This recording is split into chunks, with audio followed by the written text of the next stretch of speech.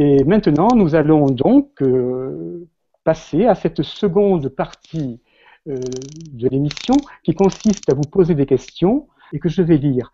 Je rappelle pour les gens qui prendraient l'émission en cours que nous parlons à partir autour d'un livre qui s'appelle René Daumal et l'enseignement de Gurdjieff, paru aux éditions du Bois d'Orion, et que nous recevons l'auteur qui a dirigé ce livre, Bassarab Nicolescu, ainsi que le directeur des éditions du Bois d'Orion, Christian Lemellec.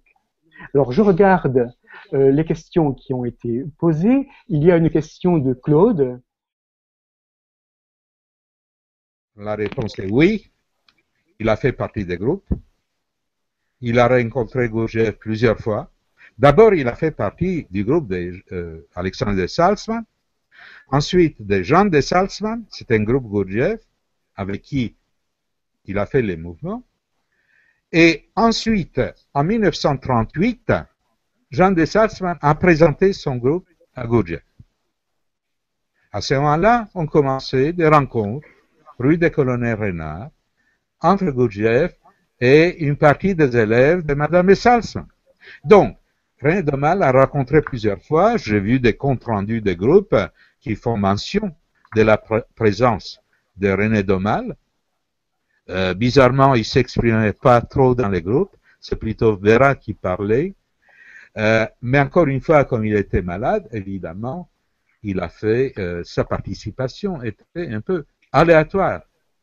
Voilà, donc oui, et il a bien connu Gurdjieff. Même si, chose étrange que Patrick Descamps et Claude Auger mettent en avant dans leur texte, René Daumal parle jamais de Gurdjieff dans son œuvre. Oui, peut-être.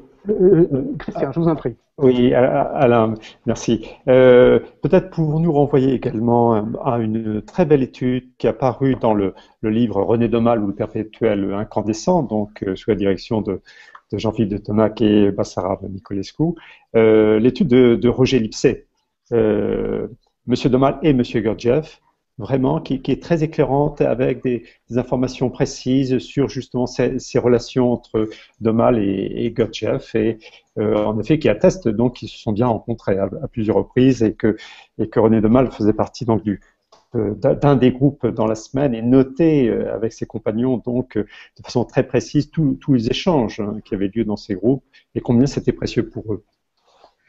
Même parce que vous citez Roger Lipset, qui oui. Probablement nous écoute, il faut mentionner parce qu'il dit là quelque chose de capital d'une rencontre donc entre les membres du groupe de Jean de Salzmann et Gurdjieff, et Gurdjieff qui jouait beaucoup, il jouait l'acteur souvent, il s'est mis dans une colère terrible, il a dit, vous, à Madame de Salzmann, vous avez mal enseigné vos élèves, ça vaut rien tout ça. Alors, il y a un qui s'élève, René Daumal, qui dit, mais qui a appris Madame de Salzmann l'enseignement? C'est vous, monsieur. Silence. Et tout d'un coup, Gurdjieff qui se répand dans un large sourire dit, ah, Jeanne, vous avez un vrai élève. C'est une histoire absolument extraordinaire. Vrai, véridique, parce que c'est vécu. Voilà. C'est rapporté par les Hubert. Je voudrais qu'on revienne sur la relation initiative qu'il y a entre le maître et son disciple. À la fin de sa vie, bon, c'est ce que Gurdjieff appelle la loi de base, la loi de l'escalier. C'est-à-dire que dans le monde analogue, le maître a besoin de son disciple. Parce que si le disciple ne sait pas ce que le maître sait, le maître ne peut pas avancer. Bon, je le dis d'une manière un peu simple. À la fin de sa vie, est-ce qu'on peut considérer, Christian Bassarab, que Daumal est devenu un maître et qu'il enseigne Dietrich, et qu'il enseigne le couple Lief? Est-ce qu'on peut considérer qu'il a passé précisément, disons, dans l'échelle de l'escalier, un échelon supérieur? Tout à fait. La réponse ici est très simple.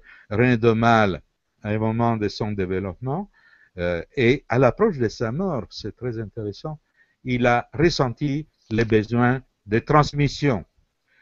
La Voilà. question donc, nous pouvons peut-être rajouter avec beaucoup d'humilité. C'est certainement une des choses qui devait caractériser René Daumal, c'était la véritable et très grande humilité, dont font très peu preuve, je dirais, les personnes qui se trouvent dans ce champ habituellement, et il faut vraiment le souligner, je crois. Je lis la question dont parlait Abbas-Arab. Donc, c'est une question de Nathalie. Bonjour et merci pour cet excellent exposé. Vous dites que Gurdjieff faisait du christianisme religieux. Est-ce pour vous une définition de ce qu'on pourrait finalement appeler la gnose christique, qui est une connaissance émanant du cœur et non dogmatique, le terme religieux ayant cette connotation dogmatique très différente de ce que Salzman propose? René Daumal a-t-il été touché par un appel, ou est-ce que la compréhension et l'étude uniquement, est-ce que c'est par la compréhension et l'étude uniquement qu'il a vécu cette révolution spirituelle? Merci. Vous avez parfaitement raison, Nathalie. D'ailleurs, je n'ai pas dit christianisme religieux, j'ai dit christianisme ésotérique, qui est un peu ce que vous appelez d'ailleurs gnose christique, c'est parfait comme nom. Oui, l'enseignement de Gurdjieff, par définition, est non dogmatique. Gurdjieff disait, ne croyez rien, ne croyez que ce que vous pouvez vérifier par vous-même, ce qui est à la fois christique et scientifique, je dirais. Bon, d'autre part, il y a ce problème de la religion qu'il faut traiter en nuances, si on peut. Il y a beaucoup d'acceptions du mot religion. Pour Gurdjieff, il n'y avait qu'une seule religion. Il a des pages magnifiques, surtout dans le livre d'Ouspensky, Fragments d'un enseignement inconnu, où il disait que c'est une aberration l'existence de toutes ces branches, qu'à vrai dire, dans son essence, il y a une seule religion, un seul Dieu. Et cela est capital parce que Daumal, les non-religieux, l'athée, il a compris très vite quelque chose de fondamental qu'il écrit. Je ne sais pas si je peux vous donner la citation exacte, mais il disait que dans cet enseignement qu'il lui a transmis à Alexandre de Salzman, l'enseignement de Gurdjieff, il trouvait, je cite, les vérités mères de toutes les religions. Je crois que c'est de ça qu'on parle. C'est ça qui a certainement attiré rien de mal, mais pas seulement rien de mal. Regardez tous ces élèves que Gurdjieff a lui autour de lui, Barjavel, Luc Dietrich, Pierre Schaeffer en France, Étienne Martin. C'est des gens qui certainement ne se seraient pas pliés à un enseignement dogmatique, c'est un enseignement ouvert, mais qui va aux racines mêmes, aux vérités mères de toutes les religions. Est-ce qu'il n'y a pas eu, Bastarabe et Christian, une évolution par rapport au phénomène religieux de la part de Daumal? Parce que à la fin de sa vie, j'ai l'impression qu'il fait sienne une correspondance universelle, une concordance, pour reprendre le terme de Chion, une concordance des religions. Je peux lire, et peut-être que Christian pourra nous répondre, c'est un texte de Jacques Mazuy, et Jacques Mazuy parle précisément de cette concordance des religions, de la concordance qu'il y a entre le catholicisme et le védantisme, et il dit, donc c'est Daumal qui parle, mais dans une religion donnée, l'accent peut être mis sur tel ou tel élément, ainsi l'idée de rédemption dans le védantisme reste assez secrète, moins populaire qu'elle est dans le christianisme. Il faut l'aborder par les notions d'apurva, qui est dans le yoga le premier acte irréductible auquel s'accroche toute la chaîne du karma, et qu'il faut atteindre par un mouvement de rebrousse-poil, si l'on veut se libérer de cette chaîne. Car les expiations rituelles des péchés ne suffisent pas à annihiler l'effet de l'impulsion première de la purva, qui me semble bien être le péché originel. Et pour l'atteindre, ni les actions, ni les spéculations humaines ne suffisent, il faut que le grain meure, il faut trancher l'illusion, dissoudre le moi-je, Ahamkara, pour faire place en soi à celui qui est, au vrai soi, Paramatman. Et même les plus intellectualistes des Védantins affirment qu'on ne peut l'atteindre que par l'amour, Bhakti. Christian, est-ce que, selon vous, le passage que je viens de lire, vous pourriez en parler, et est-ce que vous êtes d'accord avec cette concordance des religions entre le christianisme et le védantisme? Alors, apparemment, pour René Nomal, en effet, il y avait une grande concordance. Ce que nous pouvons remarquer, c'est que Nomal s'est vraiment intéressé de façon approfondie à plusieurs grandes traditions. Non seulement l'hindouisme, bien sûr, et là vous venez d'en faire état, mais également le bouddhisme. Il a traduit les essais sur le zen de Suzuki, par exemple. De même que tout le courant mystique juif. Et l'islam, il était en relation avec Dermangem, par exemple. Donc, à la fois par des contacts personnels avec des hommes et des femmes engagés dans des chemins spirituels vraiment très divers, et par la lecture, il a été au contact de ces grandes traditions, peut-on dire. Il a pu vérifier cette concordance, comme vous dites, certainement. Je n'ai pas trouvé dans ces textes, mais peut-être Bessara, vous pourrez compléter de notes particulières sur cet aspect de concordance, mais ces études le montrent en tout cas, certainement. Oui, je répondrai à cette question de religion. D'abord, il a incarné cette unité de religion que Gurdjieff lui-même le disait, non dogmatique, c'est très important, mais Gurdjieff lui-même, il parlait de cette unité de religion, pas seulement Chon, et avant Chon, je crois. Voilà. Mais ce que Domal il disait, si vous permettez, je lis un extrait pas trop long d'un texte qui s'appelle « À propos des nouvelles religions ».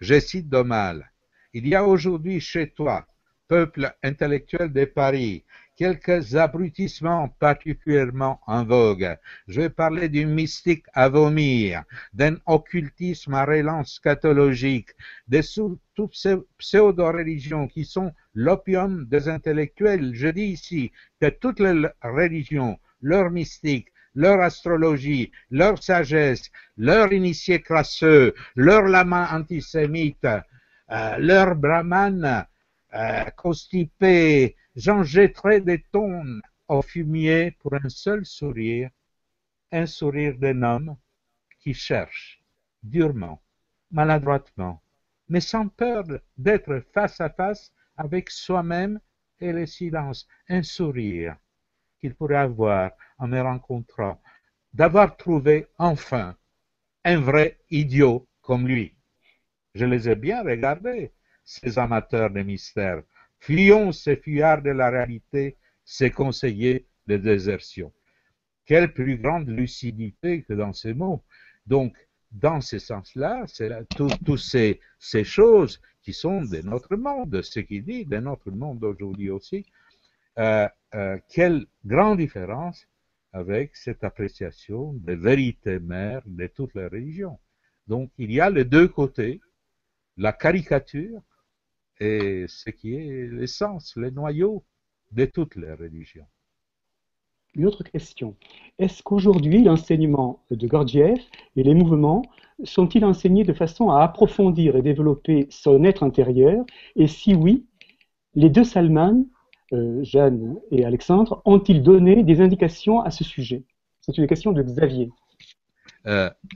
Et si j'ajoute ces deux questions couplées, Xavier toujours dit que sont devenus les mouvements de Gurdjieff aujourd'hui. Ces deux questions couplées. Alors, aujourd'hui, les mouvements, mais regardez l'Internet. Mettez Gurdjieff Movements en anglais ou mouvement de Gurdjieff, vous allez trouver une constellation. Vous avez trouvé une industrie. Dans cette industrie des soi-disant mouvements de Gurdjieff, il y a très peu qui sont dans la pureté de ce que Gurdjieff a donné et ce que Madame de Schatzmann a transmis. Autrement dit, dans cette soif d'essence et de vérité aujourd'hui qu'ils ont les jeunes, ils cherchent un peu partout.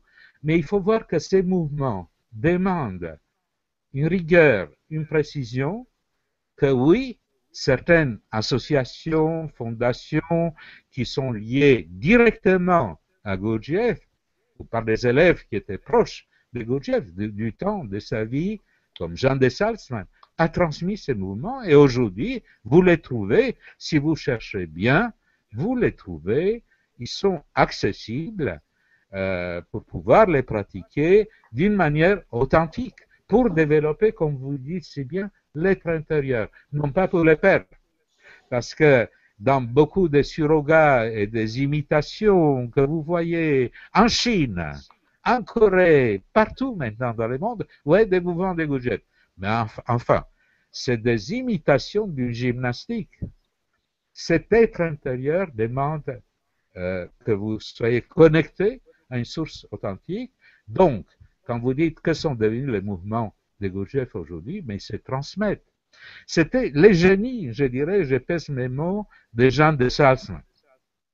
Le génie des Jean de Salzmann a été de collecter absolument et tout noter ce qu'elle a trouvé du temps de la vie de Madame de Gurdjieff, des centaines et des centaines de mouvements, la plupart composés par Gurdjieff, ensuite par Jean de Salzmann, mais la plupart par Gurdjieff, avec la musique de Thomas de Hartmann, certains avec la musique de Jean de Salzmann, et voilà, donc, ils sont là, vivants, mais pas transmis d'une manière, comment dire, par la publicité. On ne fait pas de la publicité, il faut chercher, et si on cherche, on trouve. Xavier a continué son questionnement. Il vous demande, est-ce que le livre de Jeanne de Salzmann, Reality of Being, va-t-il être traduit en français? La série des 10 films sur les mouvements de Gurdjieff et son enseignement de Jean-Claude Lubchansky seront-ils rendus publics un jour? De précieuses images sur Jeanne de Salzmann, un témoignage immense pour les nouvelles générations. Oui, c'est une remarque, c'est une question qui me touche beaucoup parce qu'on va au centre de ce qu'on a débattu, je crois, ce soir, cette transmission et cet appel à la génération d'aujourd'hui. Alors, première question. Paradoxalement, donc, le seul, parce que Madame de Salzmann a écrit très peu, Jean de Salzmann a écrit des préfaces, etc. Son seul livre paraît en anglais, première édition. Il est en cours de traduction actuellement en français. Quand il sera publié, je ne sais pas, mais il est en cours de traduction, il va être publié en français aussi. Maintenant, la série de films, il y a des films et des films. Il y a des films qui ont été faits tout de suite après la mort de Gurdjieff, et c'est vraiment des chefs-d'œuvre. Parce qu'on voit encore vivant Gurdjieff, même s'il était mort, on voit encore sa présence qui se transmettait dans les corps. J'ai eu la chance de voir ces quelques films du temps de Michel de Salzmann, mon ami, mon proche ami Michel de Salzmann, qui a dirigé les mouvements Gurdjieff à un moment donné. Il avait l'habitude de faire une fois par an des projections de ces films sur les Champs-Élysées et on pouvait inviter des gens, des amis. C'était une initiative extraordinaire. Je crois que ça va être repris. Je ne sais pas ce qu'ils vont décider, les leaders de ces mouvements. Je ne suis pas dans ces zones-là.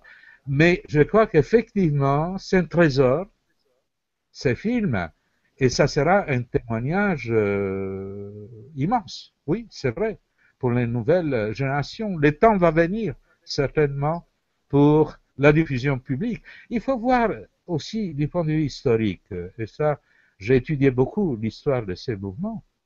Gurdjieff n'avait pas peur, mais tout le contraire. Gurdjieff montrait ces mouvements à des universités. Il était à Harvard, il était à Boston, il était à New York. Il est représenté d'une manière, et à Paris bien sûr, d'une manière publique. Donc il n'y a rien de caché, à vrai dire. Rien de caché. Mais ce qui est caché, c'est nous-mêmes. C'est-à-dire, est-ce que nous sommes en état de pouvoir recevoir les messages de ces documents exceptionnels. Je crois que le temps va venir, et pour les nouvelles générations, oui, je réponds oui, c'est un témoignage immense. Mais pour répondre à ce que vous venez de dire, je tiens absolument, moi qui suis si proche du hassidisme et de Martin Buber, ces choses sont tues, et c'est Domal qui parle, ces choses sont tues parce qu'il n'y a pas d'auditeurs pour les prendre. Et comme disent plusieurs légendes du hassidisme, les paroles qui ne trouvent pas d'auditeurs pour les prendre, le don qui n'est pas reçu, le son dont nul ne peut se nourrir, reviennent, rebondissent vers celui qui les aimait et peuvent le tuer. Je voulais lire ça après votre réponse. Oui. Alors, il y a une question très importante aussi. Quels enseignements Gurdjieff aurait apporté à Domal au point de vue de la tradition ésotérique soufie? C'est absolument clair qu'il y a une composante soufie dans l'enseignement de Gurdjieff. Ça, c'est indiscutable. Gurdjieff a été en relation avec des mouvements soufis très importants en Afghanistan et aussi dans toute cette région autour de l'Arménie. Il a été en contact, il a appris beaucoup de choses, il s'est inspiré beaucoup et pour son enseignement et pour les mouvements. Il y a des mouvements qui sont des mouvements vraiment de derviches tourneurs, etc. qui sont, bon, il ne faut pas oublier, et ça je reviens à Alexandre de Salzmann, que grâce à Alexandre de Salzmann, il pénètre d'une part en Allemagne, Gurdjieff, et aussi à Istanbul d'ailleurs par Ouspensky. Et à Istanbul, bien, ben, les contacts avec la tradition soufie a été très important. Donc, mais il ne faut pas dire, à partir de cette remarque, que l'enseignement de Gurdjieff est un peu de soufisme, un peu de bouddhisme, un peu de christianisme orthodoxe, et tout ça ensemble. Non. Gurdjieff, ce qu'il amène, c'est encore une fois, c'est vérité mère de ses enseignements. Il connaît, c'est un homme très érudit. Hein.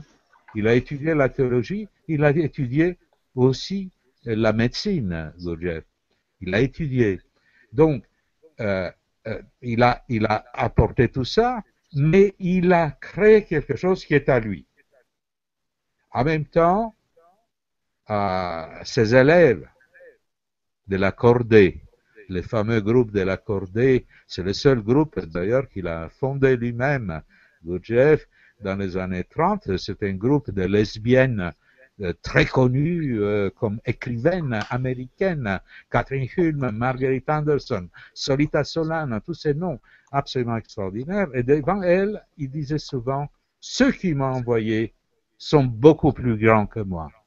Mot mystérieux, qui a envoyé Gurdjieff, mais il parlait des êtres dans les visibles ou dans l'invisible, surtout peut-être, qui a donné cette mission de transmission à Gurdjieff.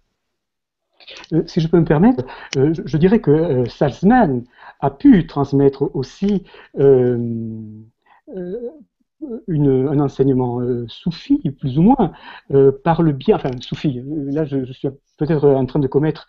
Ce qui est important, c'est que Salzmann, Marcello Gallucci le dit très, très bien dans son étude, Salzmann, en 1894, était à Moscou et il fréquentait l'atelier du père de Boris Pasternak, Léonid Pasternak. Et là, il y avait une ambiance très tolstoïenne, Tolstoï, et donc avec celui qui va être très proche de Stanislavski, qui s'appelle Soulergivski, ils vont connaître l'un et l'autre des sectes orthodoxes comme les Doukhobors ou les Clistis, qui sont en fait des soufis chrétiens, les Clistis notamment.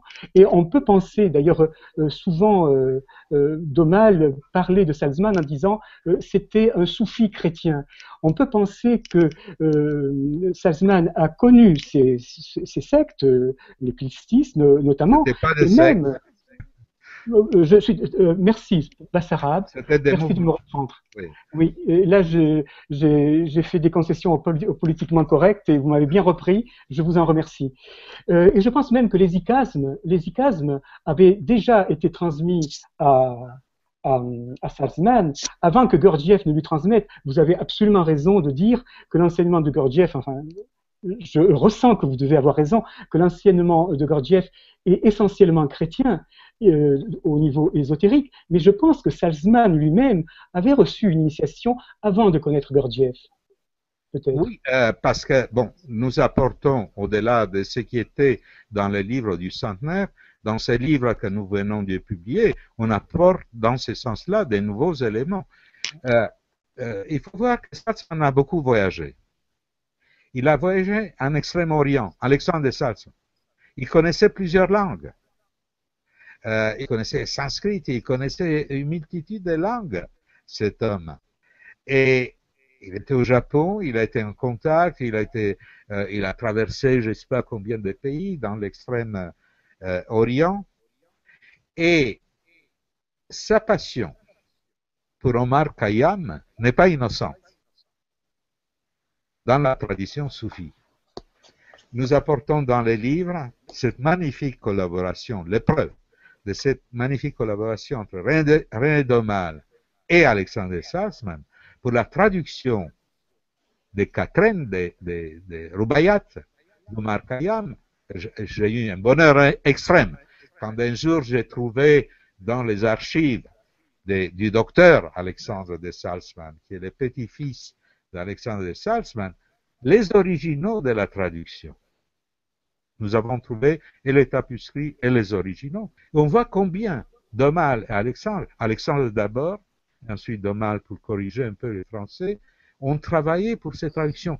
Il y avait des centaines de traductions. Maintenant, il y a des dizaines de traductions d'Omar Khayyam.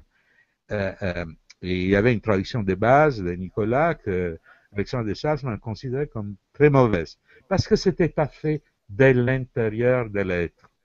Et donc, dans cette expression d'Omar Khayyam, voilà, il y a la preuve de ce que vous dites. On va terminer cette seconde partie. Je voudrais vous remercier, Bassarab et Christian, d'avoir participé à cette émission, de tous les aides que vous avez l'un et l'autre donnés à moi en premier d'ailleurs, je dois le reconnaître. Merci du fond du cœur d'avoir été présent avec nous et à bientôt.